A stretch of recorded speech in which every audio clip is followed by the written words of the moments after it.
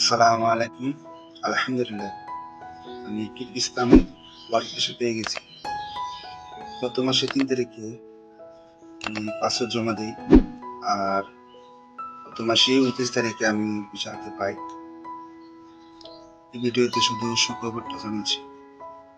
পুরো প্রসেস, কাগজপত্র আর দরকারি টিপস সবকিছু বিস্তারিতভাবে অন্য এক ভিডিওতে বলবো ইনশাআল্লাহ। সবাই আমার জন্য দোয়া করবেন। আমি ভালোভাবে পৌঁছাতে পারি। Thank you for watching. আল্লাহ হাফেজ।